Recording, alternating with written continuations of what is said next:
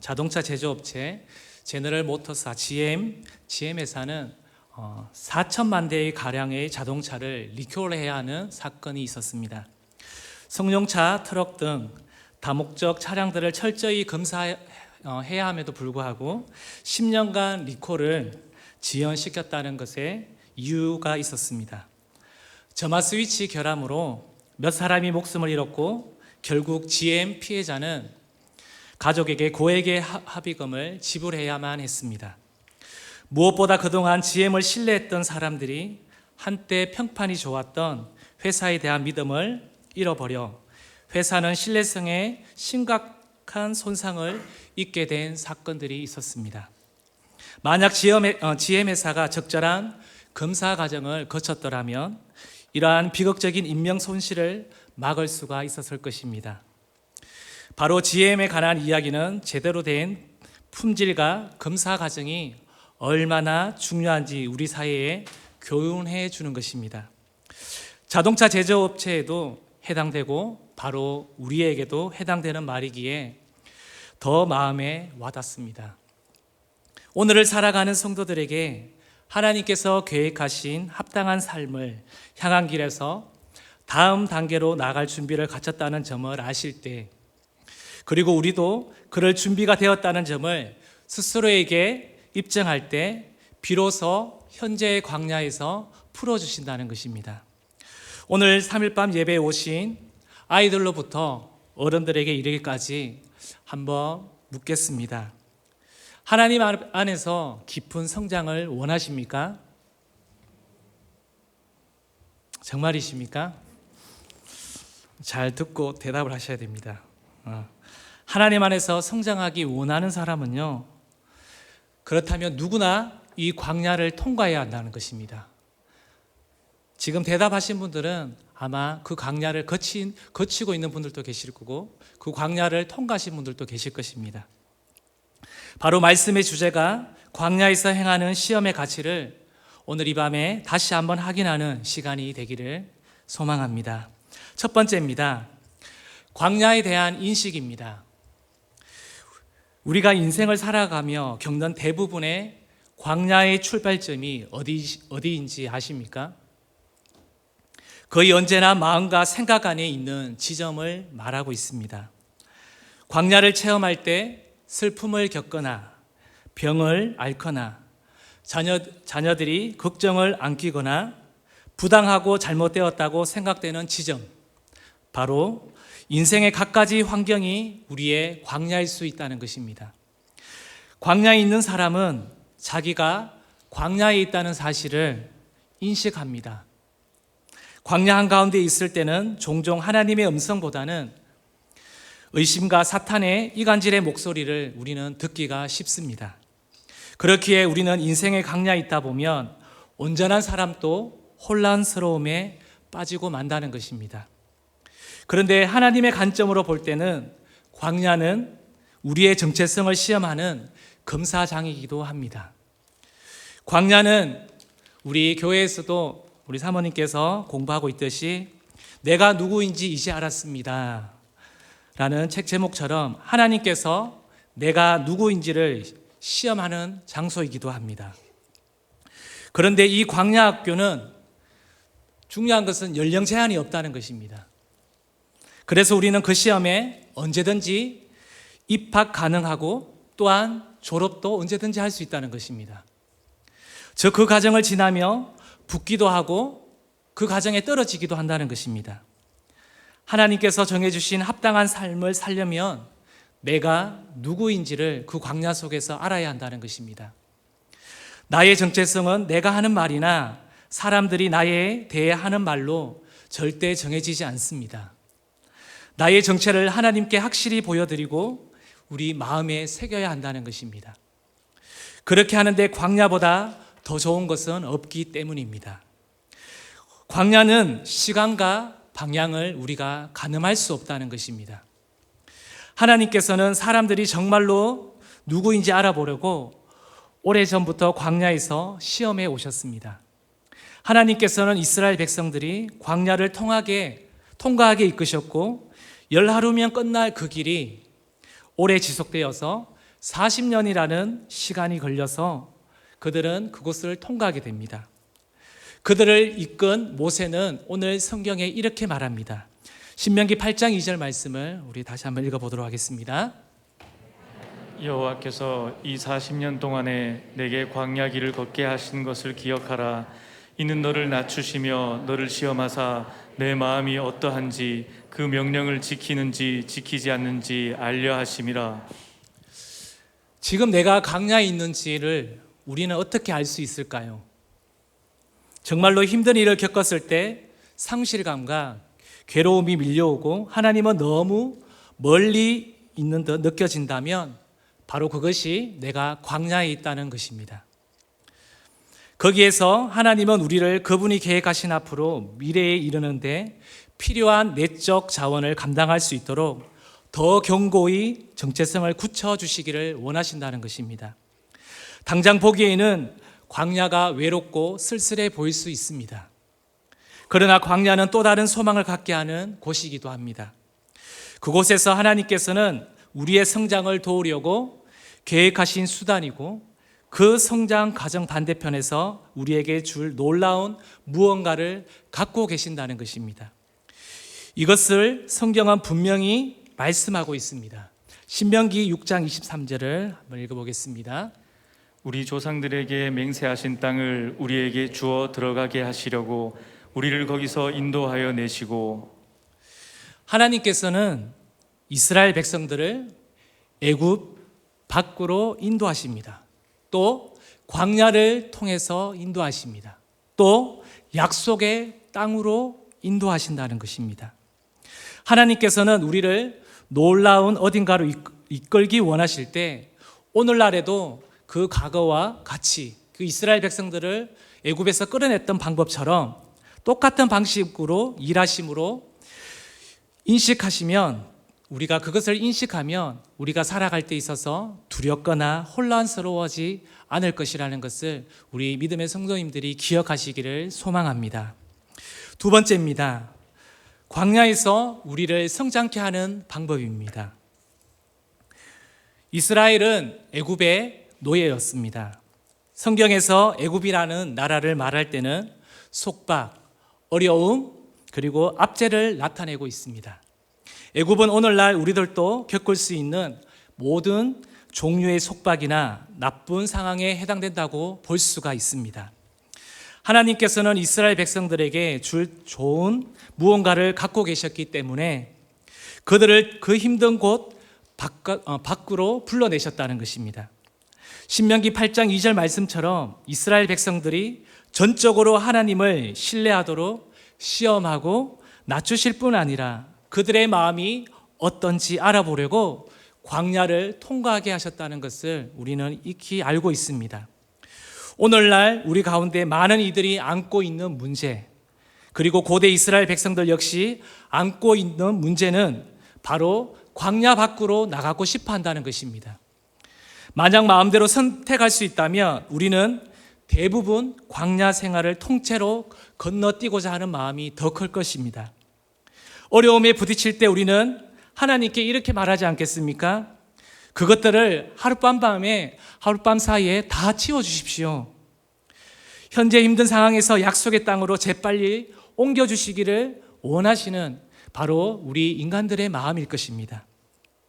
그러나 하나님은 알라딘이 원하는 요술램프처럼 그렇게 일하시지 않는다는 것입니다. 하나님께서는 밖으로 그리고 통해서 그리고 안으로 똑같은 방식으로 오랫동안 인도해 오셨습니다. 성경에 기록된 사건들만 봐도 아브라함, 요셉, 다윗, 욥, 이스라엘 백성들을 위해 하나님께서는 인생의 광야 학교를 통해서 일하셨다는 것을 우리는 알고 있습니다. 우리가 광야가 이해되지 않지만 광야가 소망이 되는 것은 하나님께서는 광야가 행복한 곳이 되도록 설계하셨다는 것입니다. 이것에 비밀이 있는 것입니다. 사실 말씀을 준비하며 전하는 저 자신조차도 광야를 좋아하지 않습니다. 광야는 정말 힘듭니다. 우리 목사님들 한 번씩 말씀하시죠. 군대에 다시 가라면 저도 다시 군대 가라면 못 갈 것 같습니다. 끔찍합니다. 다시 생각하면. 다시 경험하고 싶지 않는 것이 바로 우리의 바람입니다. 그렇기 때문에 광야를 통해 우리의 정체성을 든든히 다지는 데 있어 유익한 곳입니다. 앞에서도 말했듯이 하나님께서는 우리가 성장하게 도우시려고 바로 광야로 이끄신다는 것입니다. 때로 우리는 광야 체험을 다 겪은 뒤에 나쁘다고 생각했던 상황은 실은 유익했다는 점을 깨닫기도 한다는 것입니다. 이 두 가지 일 모두를 경험한 사람이 바로 오늘 창세기 29장과 30절에 나오는 바로 야곱의 이야기입니다. 우리가 잘 압니다. 야곱의 이야기는 야곱은 라헬이라는 아름다운 여인과 사랑에 빠졌습니다. 빠져도 단단히 빠졌습니다. 그는 라헬을 아내로 삼는 대가로 그녀의 아버지 라반을 위해 7년을 일하겠다고 동의했습니다. 그리고 그 세월 동안 그녀를 향한 사랑이 더 강렬해졌다는 것입니다. 7년이 다 지나고 드디어 결혼식 날이 왔을 때 얼마나 그날을 고대했을까요? 첫날 밤을 보낼 밀실은 어두웠고 신부는 얼굴에 베일을 섰기 때문에 신랑은 신부의 얼굴을 제대로 볼 수가 없었습니다. 그런데 다음날 아침에 잠에서 깬 야곱은 옆에 라헬을 예상했지만 옆에 누운 신부는 라헬의 언니 레아였습니다. 여기에서 이런 질문들을 한 번씩 하십니다. 왜 그것도 몰라요? 그렇게 몰라요? 너 레아야 라헬이야 이렇게 물어볼 수 있는 거 아니에요? 이렇게 말하는데 그건 성경에 나오지 않습니다. 그래서 저도 어떻게 말할 수가 없습니다. 네. 여기서 깊은 수렁에 빠져버리면 우리가 삼천포로 갈 수가 있습니다. 크게 실망한 야곱은 속았다는 느낌에 사납게 화를 내면서 어떻게 된 것이냐고 라반에게 따져 물었습니다. 라반은 언니를 먼저 시집 보내는 게 풍습이라고 어쩔 도리가 없다고 말했습니다. 그러면서 라반은 레아의 동생 라헬과 결혼해도 좋은데 대신 7년을 더 일하라고 말하는 것입니다. 라헬이야말로 마음을 다 바쳐 사랑한 여인이었기에 야곱은 그렇게 하겠다고 동의했습니다. 야곱은 자신이 아무것도 잘못하지 않았는데 바로 그때가 자신이 광야에 있음을 그는 알았습니다. 그리고 그는 원하지 않는 여인과 결혼했으며 또한 진심으로 사랑하는 라헬을 얻는 대가로 장인을 위해 14년간을 더 일을 하게 되었습니다. 라헬이 레아라는 걸 알았을 때 무엇을 해야 합니까? 우리는 삶을 살아가면서 이와 유사한 광야 체험을 한 적은 있지 않습니까? 하나님께서 라헬을 얻게 정해주셨다고 생각했는데 레아를 얻는 것으로 끝난 순간들을 경험한 적은 있지 않습니까? 무언가를 정말로 기다리면서 많은 기도와 믿음을 쏟았는데 하나님께서 실망만 안겨주셨다는 느낌을 받았을 때 하나님께서 나에게는 전혀 신경 쓰지 않는 분이셔라고 그렇게 느낌이 들지 않으셨습니까? 이러한 좌절과 아픔은 고통스럽지만 하나님께서 원하시는 사람으로 살아가는데 필요한 일부분일 수도 있다는 것입니다. 어쩌면 애정에 관한 관심사가 당신의 라헬이었을지도 모른다는 것입니다. 우리가 지금 이 시간까지 우리가 생각하는 꿈의 직장, 꿈의 집, 꿈의 배우자, 그리고 자녀가 갈 꿈의 대학이라고 생각하고 바랬던 것이 어쩌면 오늘 말씀처럼 라헬이었을지도 모른다는 것입니다. 그런데 그토록 바라던 라헬을 막상 얻고 보니 예상과 완전히 다르다는 사실을 깨달았을지도 모릅니다. 정말 애타게 바라던 무언가를 우리가 수고하고 애쓴 후에 손에 넣었는데 생각보다 훨씬 못하다는 사실이 드러나 마음이 무너지지는 않았습니까? 마음이 허전한 상황을 우리는 한 번쯤 겪었을지도 모르겠습니다. 인생길에서 흔히 겪는 실망스러운 일도 충분히 나쁘지만 더 없는 행복에 치에 잘 살고 있다고 생각했는데 의외로 무척 실망스러운 일을 당해 갑자기 광야에 있다는 사실을 깨달을 때 그런 상황에 대처하기란 더 어려운 것 같습니다. 그러나 그런 일을 당했다고 인생길을 우리가 멈출 수만은 없습니다. 정말 바라던 그 일에 대한 실망과 만족되지 못하는 그 허전함을 통해 우리는 디딤돌 삼아 수렁에서 건지시는 하나님의 위대함을 향해 우리는 나아갈 수 있다는 것입니다. 야곱의 경우 나쁜 상황에서 발견한 좋은 점은 라헬의 언니 레아가 그에게 아들 6을 낳아주었다는 점입니다. 야곱의 집안을 이어갈 대를 주로 언니 레아를 통해서 이어졌다는 것입니다. 또한 그들은 하나님의 택한 백성 이스라엘의 12지파의 선조가 되는 축복을 받게 됩니다. 야곱이 한 가족의 아버지로 살아가는 동안 극적인 사건들이 참으로 많았습니다. 야곱도 세상도 한때 야곱의 나쁜 상황 중심에 있던 원하지 않던 그 여인, 하지만 레아를 통해 축복받았다는 사실을 우리는 잊지 않아야 합니다. 실망과 좌절의 일들을 통해서 우리를 공경에서 건져주시는 측면을 우리는 경험하기도 한다는 것입니다. 살면서 상실을 경험한 사람들이 과거에 그 일을 겪은 결과로 가치관이나 우선순위나 인생을 바꾸는 경우가 종종 있음을 우리는 보게 됩니다. 요즘 서울 오른교회에서 21일간 다니엘 기도회로 진행 중에 있습니다. 아마 우리 성도님들 중에서도 드림 센터에서 오셔서 이렇게 보시고 계시는 분들 계시고 또 집에서도 이렇게 계속해서 예배하시는 분들이 계실 것입니다. 그곳에 강사로 나오시는 분들은 참으로 다양합니다. 목사님들만 나오시는 것이 아닙니다. 목사님뿐만 아니라 선교사님, 그리고 집사님, 그리고 일반 평신도들, 자매님들, 형제님들까지 이렇게 이러한 분들의 간증들이 결국 이러한 광야의 과정을 진행 중이거나 통과하신 분들의 삶의 이야기라는 것입니다. 그래서 그 도전을 받게 되고 그 간증을 통해서 우리는 더욱더 은혜가 된다는 것입니다. 하나님께서는 광야가 행복한 곳이 되도록 설계하셨다는 것이 바로 이분들의 살아있는 이야기라면 우리들도 가만히 주저앉아 있겠습니까? 인생길의 광야 체험, 그 도전과 어려움에는 100% 부정적인 면만 있지는 않습니다.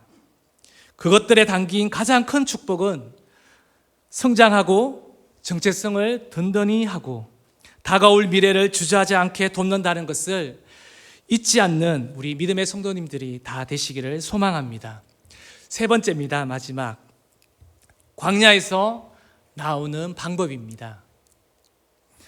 하나님께서는 그 누구도 광야에 집을 짓고 영원히 살기를 바라지 않는다는 것입니다.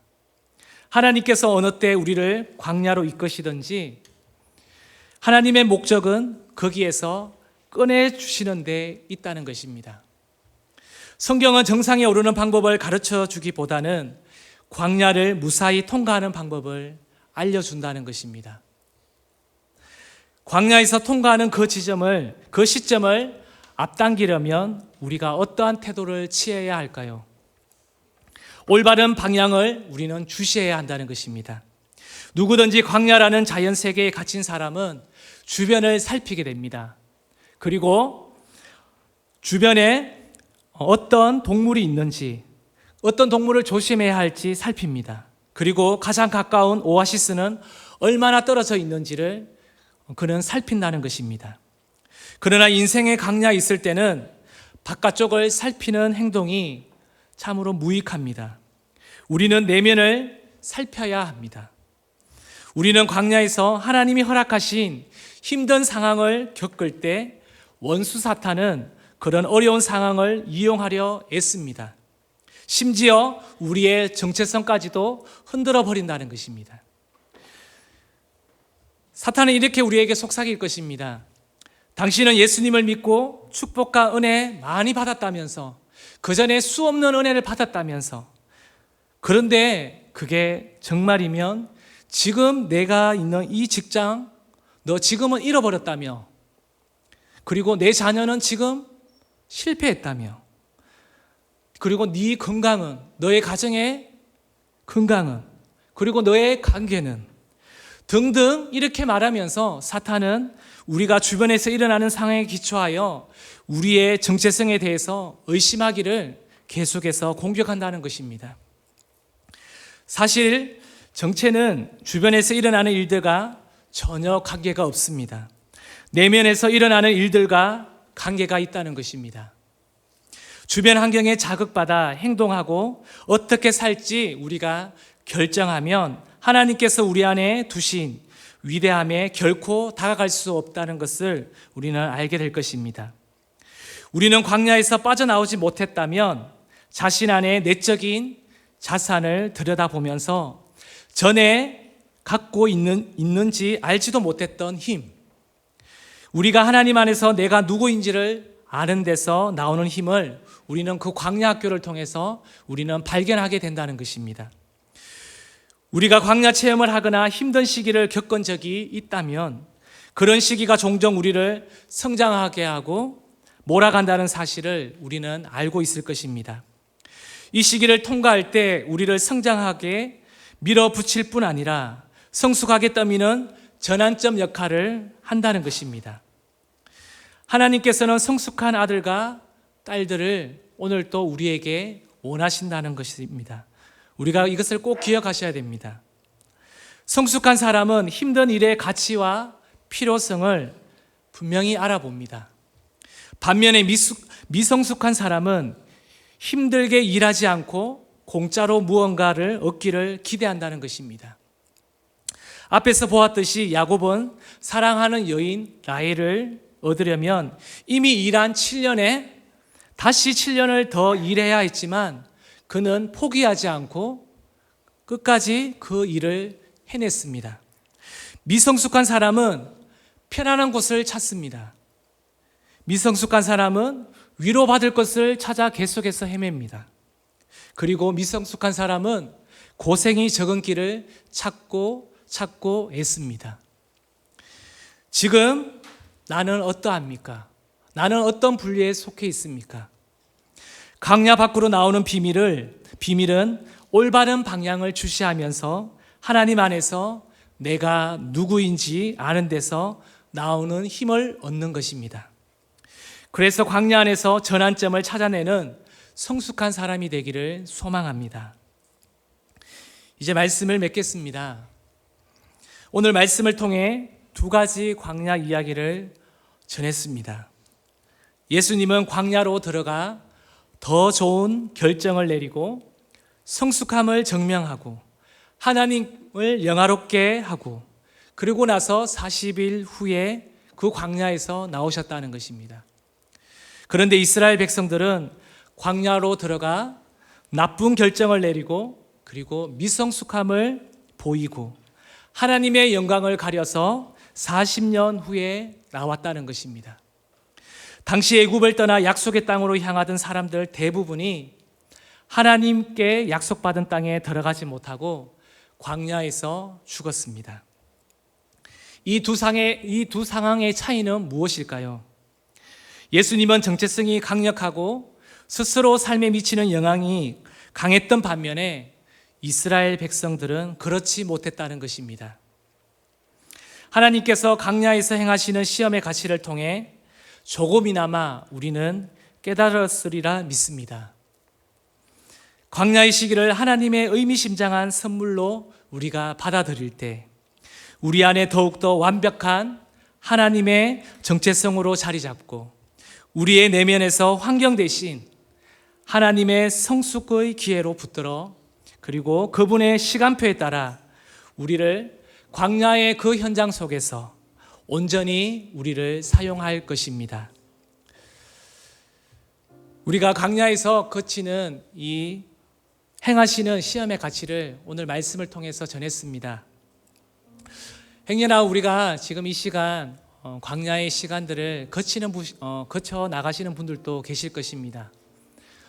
아니면 그 시험에 이미 이제 들어가려고 진행 중인 사람도 있을 것입니다.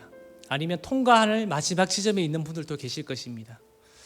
아니면 아직도 여전히 그 상황 속에서 어떻게 할 바를 몰라 헤매시는 분들도 계실 것입니다. 오늘 주님께서 우리에게 말씀하십니다.